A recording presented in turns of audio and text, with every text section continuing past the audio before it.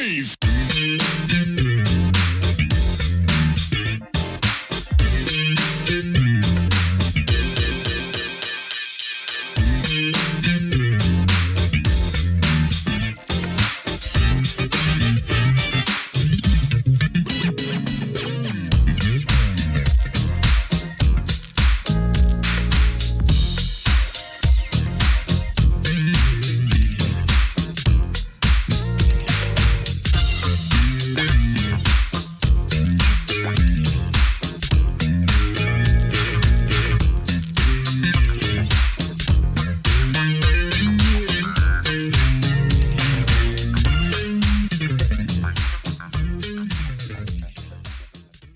Welcome back to the next part of this Truth and Rhythm episode.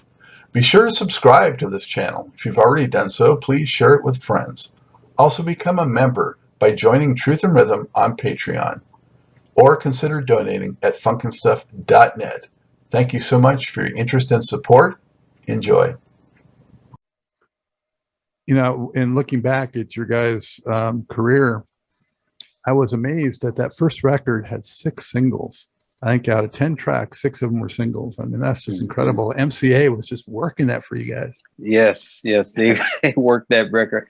And I tell you, I felt that, we had, like, I'm the One Who Loves You was my favorite song on that album, that first album. And so, and then you also had, I think, Human Toy, and it was one more. Out of Town Lover. I mean, we missed the mark with Out of Town Lover. So, I felt that, pretty much every song could have been a single, but that's just me and that competitive nature, I guess. Well, it becomes sort of a greatest hits debut almost, Yeah. I mean, even my wife, who I hadn't met, I met her years later, she had that album. Everyone had that album, And the second record had 4 singles, so that's still pretty good. You had 10 singles in like 2 years or whatever it was. So, I mean, you were just dominating the airwaves. Yeah, we were blessed. We had a machine behind us. So it's not enough to create good music. You got to have that machine behind you. And MCA Records was definitely that machine. They pushed it. Yeah. Aside from Luther, who you mentioned, who were 1 or 2 of the acts that you guys played with in the 80s that just you thought was tremendous or just had just a killer show? Zapp, Roger Troutman and Zapp, for sure. For me, Roger Troutman and Zapp. And then, these are unsung guys here. Stone City Band, boy. They could go. So between Roger Troutman and Zapp and the Stone City Band, boy, yes, that's Rick James' band. All right. Tina Marie and Cameo for me. Did you do any like Funk Fest kind of shows where you crossed over with any George Clinton, P-Funk, Bootsy kind of stuff, or no? No, we sure didn't. It would have been nice to play with those guys, but no, we never played with them. Did you ever get to meet Prince? Oh yeah, we performed at his club at Glam in Slam? Minneapolis. Was it Glam Slam? No, it was the one that's in the movie. The one that's in the movie. First Avenue. First Avenue. First Avenue, right. And the time was there. Prince was there too in the back. He never came out to see us, but he was watching. And that was a very, very dope experience playing at the First Avenue. Yeah, I've been there, but never seen a show there. Love to. Oh, we did meet Prince. We met him at I think he did a concert. We went backstage. I think he was doing a meet and greet. It was me, Greg, and somebody. I think it was Melvin. I don't know if you were there, Willie, when we went to meet Prince. No, I wasn't there. Yeah, but he was a very quiet guy. He didn't have too many words to say to us. Oh man, because the competition, man, was strong.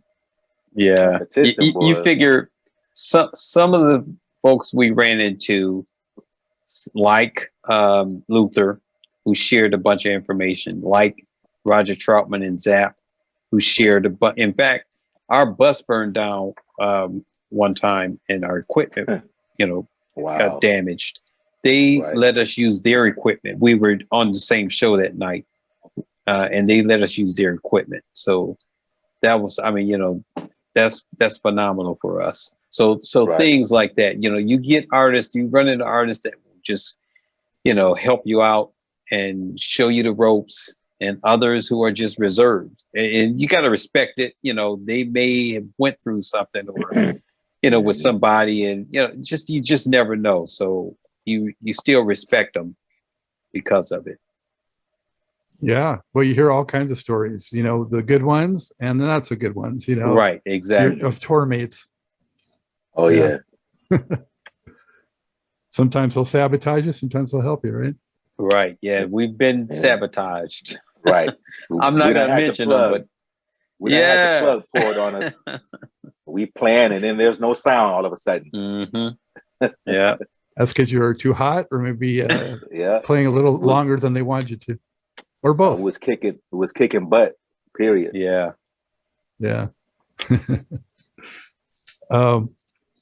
So moving to the third record, what did you guys hope to accomplish with that one that was maybe a little different, or a little change or a tweak from what preceded it?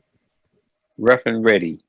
Of course, the look of that album cover, basically we wanted to still be that rough edged group, but prove that we're ready for the world. So that's that motorcycle look, and the sound. We tried to bring that sound in the same fashion.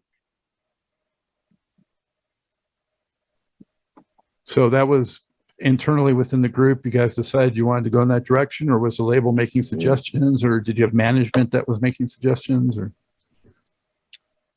well, they led us along the way, but no, I think that was us. That was our creativity. Mm-hmm.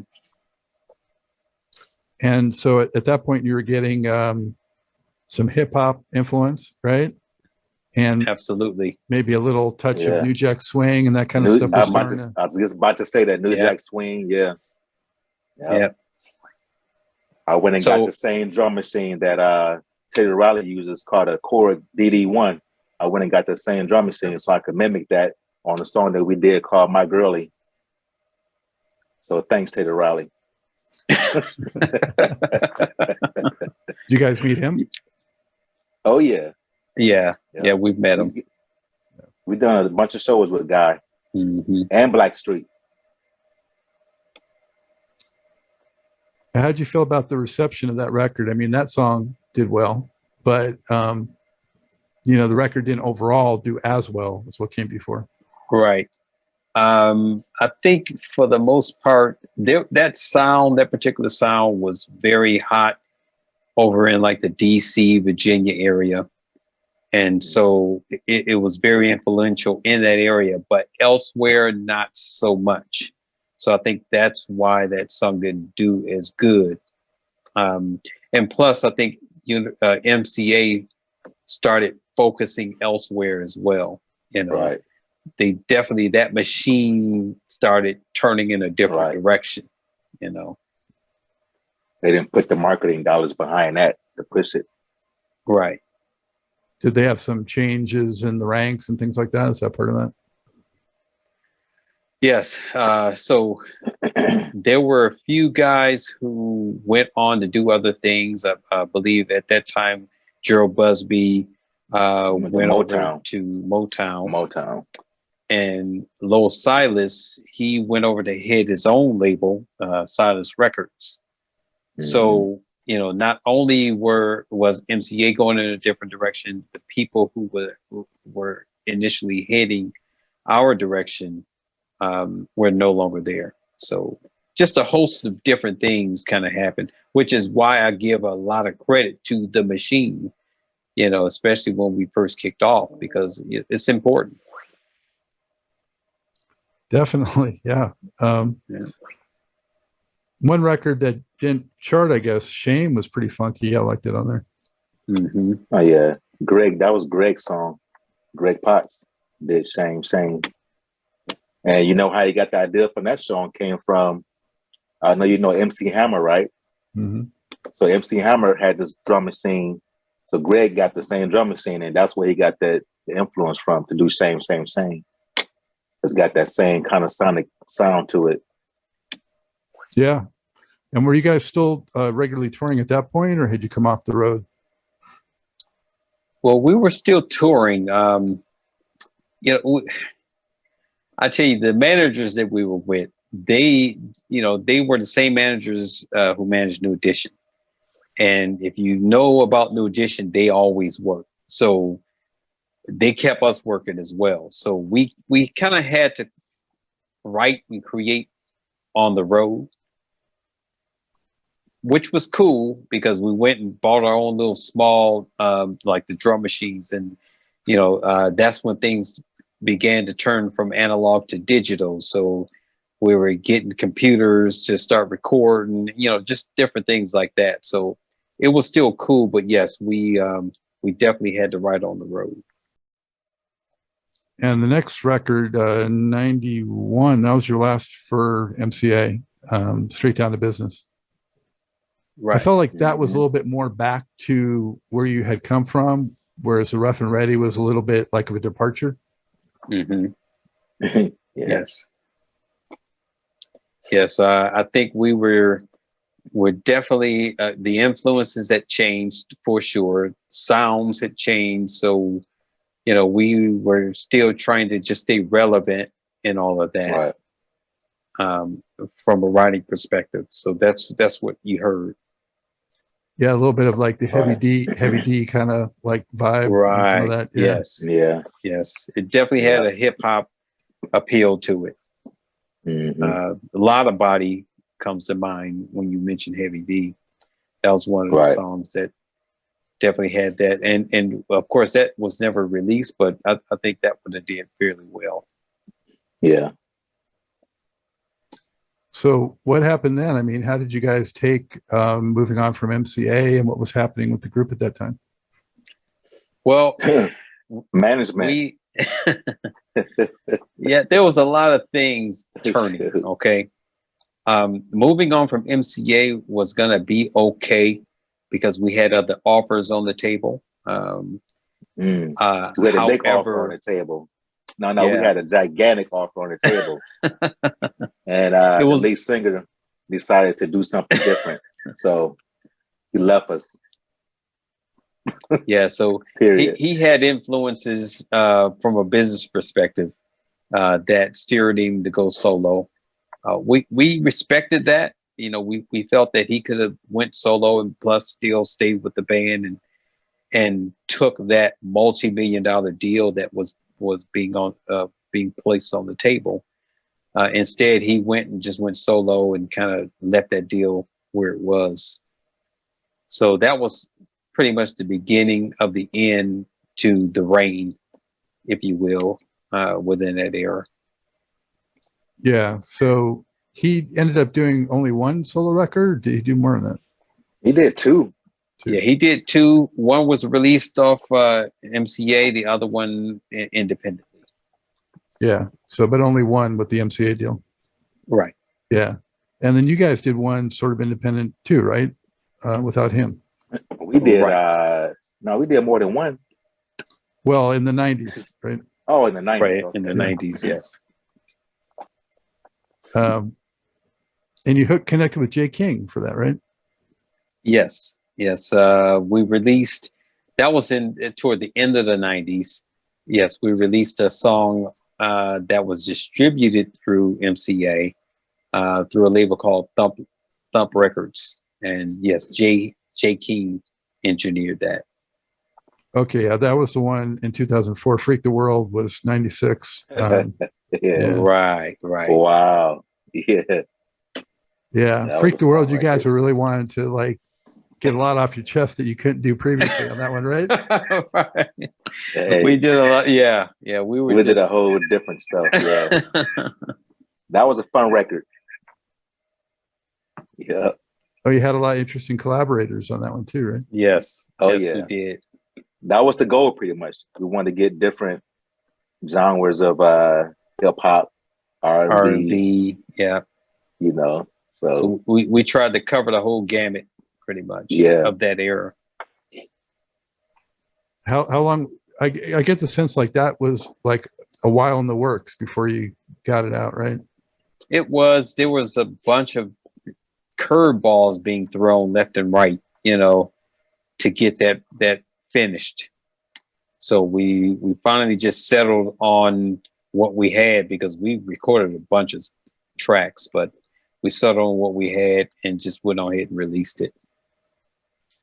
Now, as a guy as competitive as you've told me you are, Willie, and being number one, all that, how did you take when you guys weren't selling at the level that you had been? And was that hard to deal with? Or were you just like, well, that's the way the business goes? I settled on that's the way the business goes. I understand that you have to have a machine, and it's not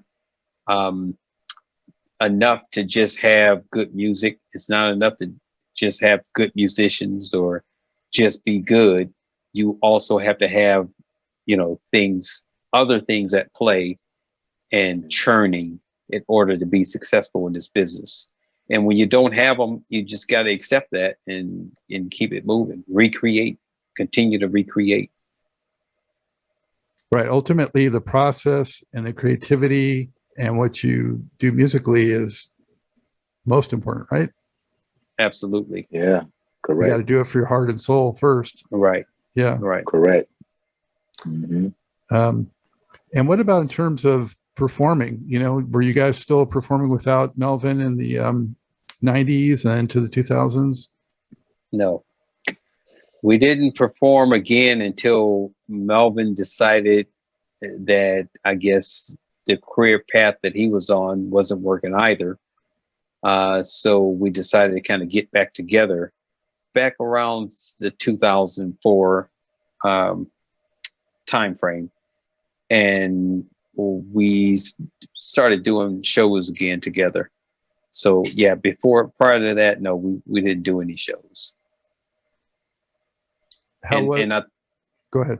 I think the reason why is because, we felt we were too embedded into that lead singer thing. And so without them, we didn't think we could get any shows. We were eventually wrong about that, but that's the way we felt back then. So other interests do you all have? What were you getting into besides music? I'm assuming you had a little more time on your hands. Good question. Creating a label. We created Track Records, me and Willie and Brian and another guy. We created a record label and put some artists out. Started doing that independently. Right. One of the groups, Top Authority, we had some good success especially in the Midwest region, but overall we cut a deal with Dick Griffey, Solar Records. He had this distribution company, so we went through his distribution and was able to put that album out, and it did fairly well. It did really good. It outsold Melvin's records. I'm sorry, but it did. So was it hip hop or was it R&B or what? It was rap. It was rap hip hop. What'd you guys learn from those experiences? That we have to wear. I learned that we have to wear multiple hats at times. When you don't either have someone to do it, or you can't afford to pay someone to do it, you learn how to do it. And exactly, be it promoting records, engineering, mixing, or what have you, whatever it is, you basically learn how to do it and get it done. Had to grind more, get in there and grind. You got to work harder, but I'm guessing when something happens, you feel better about it. I mean, you feel like a sense of real accomplishment, right? Oh, Oh, yeah. definitely. Mhm. Definitely. So during that period, did you guys continue to keep your chops up musically? Did you practice and do that kind of stuff, or did you continue writing? We I definitely did. continue writing. In terms of like, again, the band thing, no. We kind of just set that aside. We were definitely writing music. We wrote the whole that 90s album, like it took us 3 years, maybe even more if I thought about it. But the bottom line is, Right. yes, we kept writing, but we didn't do the full band performance thing at all. And how did you feel about the record you guys did get out in 2004? Did you feel like it was representative of where you were at the time and what you had envisioned? Personally, I think because we had some, at that point, old songs because of how long it took to release it, and some more fresh songs, some fresher songs on that record. So it wasn't necessarily during the time frame that we would have wanted to release it, but we did feel okay about the release, about the album, and its ability to compete. Unfortunately, we didn't necessarily have that machine behind us or the resources to promote it properly. We needed marketing, way more marketing. Right. Yeah. Well, right. Today it's a double-edged sword. If you hit it right, you can get something viral across through, channels that have a low barrier. But then there's so much noise out there that can be hard to be heard. So, right. Yeah. So you start performing again. How was it, when you guys got back out there on the stage together, both internally and what you got from the audiences? I think it was like riding a bike. They just picked back up where we left off. And, our fans, they never went anywhere. They loyal. Yeah, you certainly don't forget how to play the music. And so relearning the steps was probably the hardest thing. We know how to sing the songs, how to play the songs, but yeah, just kind of getting our footing back again was somewhat of a challenge. But other than that, yeah, we fit right in. The crowd loved it. So yeah, I think we were cool. Did you incorporate any newer songs or new material, or only the hits that everyone knows? I think we just played the hits. Yeah. And so how did that evolve, over the next 10, 20 years? Because, I know you guys were doing some shows just a few years back, even with Melvin, right? Right. There was a rift because of royalties, royalty discrepancies throughout the years that kind of unfolded over time. And because of that, he decided to go solo again. And so that's what he did. And we decided to keep it going. So Gerald and I, now let me just say this as well. Gordon and Greg are with the band, but they're not touring. They're not doing shows. They have health issues that they're battling, so they're not able to come out. However, they are still a part of the band. We are a corporation, okay? So all 6 original members are still a part of the corporation, the Radio for the World Corporation, although we operate separately, especially live. So with that said, Gerald and I still go out and do shows. We have 2 phenomenal singers. We have great musicians. Valdez Brantley, I just want to mention some of these guys. Valdez Brantley, he tours with Usher, Mary J. Blige. I mean, just the list goes on and on. He's our music director. He also directs for Usher on his live stuff. And he's phenomenal as a musician. We have a great bassist out of Monroe, Michigan. We have a keyboard player out of Flint. Antoine Kirkland. Antoine Kirkland. Lamar Hall is the bass player. And then we have a great singer out of Virginia. His name is David Live.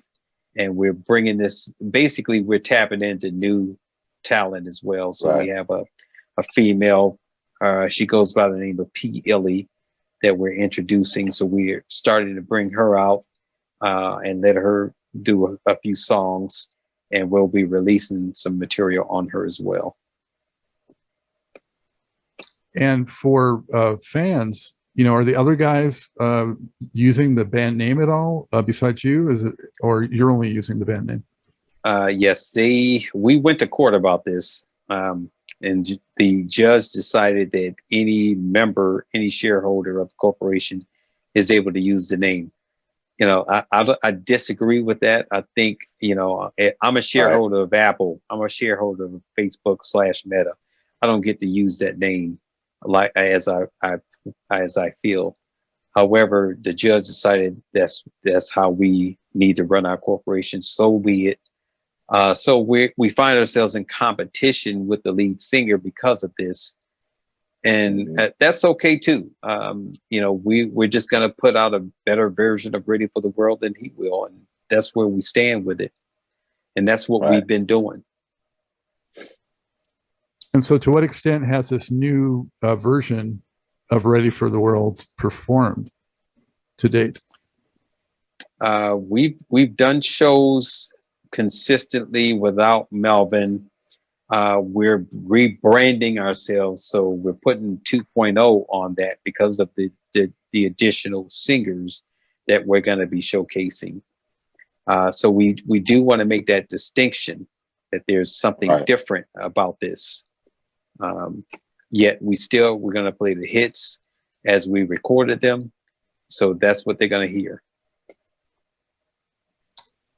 All the bands from the 70s and 80s, you know, deal with similar circumstances and have to figure out how to, you know, name or brand or whatever. Whether I think Gap Band guys are doing Gap Band Plus or something, and just, you know, yeah. Of course, it's a shame, you know, if there's acrimony, you know, but sounds like, you know, you guys are keeping it true to the original source, you know, and definitely hoping you can do some new stuff too. Was I right in saying that 10 years ago or so, you guys did a cover of Someone's Watching Me? Is that right? No, Melvin might have, but no, that wasn't us. That wasn't. Yeah, that wasn't us. That wasn't the group. Right. Okay, that was a curiosity for sure that I came across. And then a single came out a few years ago. Was that you all, or was that also Melvin? Well, we've been releasing material, so is Melvin. The title, right? Was it? You have a title. It was 2018. So Much Life. Yeah. Okay. Yes, that was us. So Much Life was us. That got up to number 30, number 29 on the R&B charts. We promoted that song. Yet again, there was some friction between. Well, the bottom line is the singer that we had then we no longer have. So it's just another part of this business where you have to switch gears. And so we've done that. You gotta be resilient, right? Resiliency, yes, absolutely. You know? Absolutely. Yeah. Like the Isley Brothers, you gotta roll with the punches. No doubt. So how can people keep up with, you know, what you have coming, whether it's live or you're going to do some recorded music? Sure. We're on social media, predominantly Ready for the World Official. So at Ready for the World Official for Twitter and YouTube, it's at RFTW Music.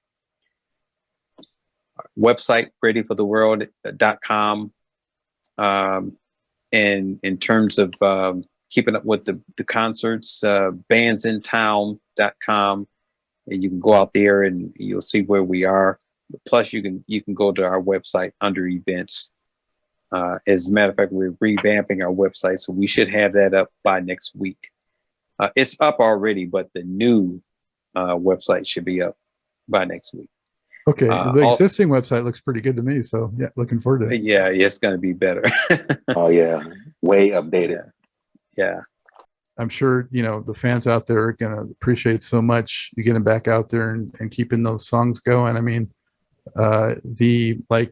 Gerald was alluding to, the timelessness, the enduring love and affection for the music just lives on. That's got to be just so heartwarming. Oh yeah, absolutely. I tell you, to live in this day and age where you no longer buy records, you no longer even download records, but records are being streamed. And, we are averaging somewhere in the neighborhood. This is yearly. I can't remember the number. Maybe it's monthly. 18 million some odd streams per month. Just to have that love shown on a constant basis, it be reflected through royalties. That is phenomenal. 30 plus years later, we're still getting that type of money royalty wise. So, I mean, man, I'm humbled by that and grateful. It's a blessing. It's a blessing. Yes. What's maybe a track that didn't get over? I think, Willie, you actually alluded to one from, or maybe more than one from that first record, but could each of you pick for viewers, like a song maybe that wasn't a hit single, but it's in the catalog and you think that they should go back and really give it a listen, check it out because you think it was, really a favorite of yours. So, Gerald, is there a track like that, deep, an album track that you think deserves a special attention?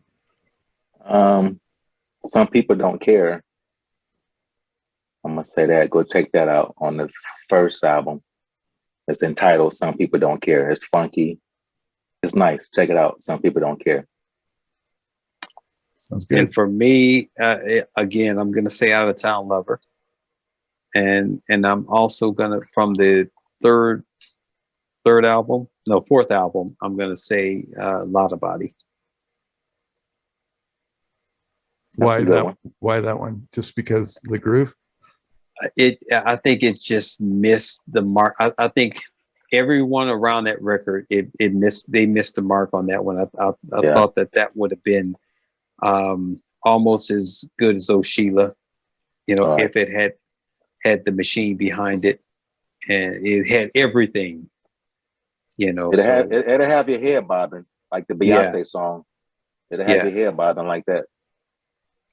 Yeah, in an alternate dimension, it would have been like Sheila, right? Yeah. Different timing, different circumstances. Mm-hmm. Correct.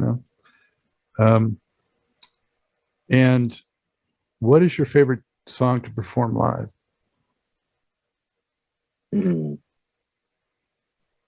With me, I'm gonna say "Love You Down." Is that just because you enjoy playing it or because the crowd just swoons so much over it? Because it's heartfelt and the way the audience react to it. And just sonically, I just love the way that track, how it, the side stick and the instrumentation, the melody. It's almost like the Full Force song. Was that Full Force? No, Force MDs.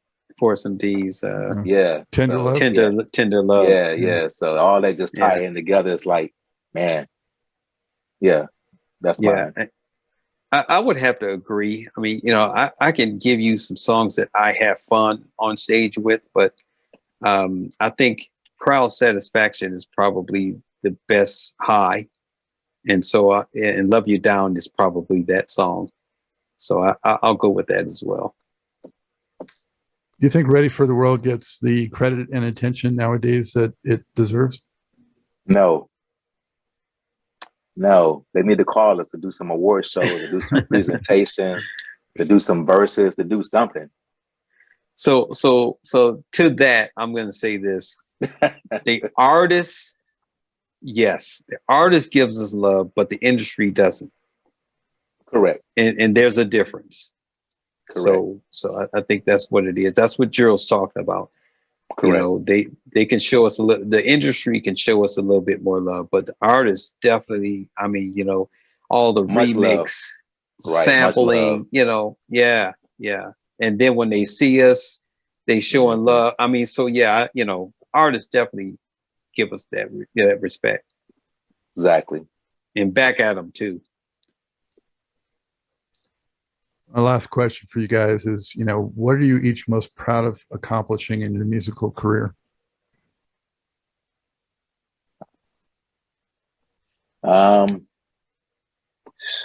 Being able to survive this long, and just being able to give back to my family. Yeah, I'm gonna say, because I don't want to. I'd rather, basically, it's the amount of people we've touched, and the different generations that we've been able to touch.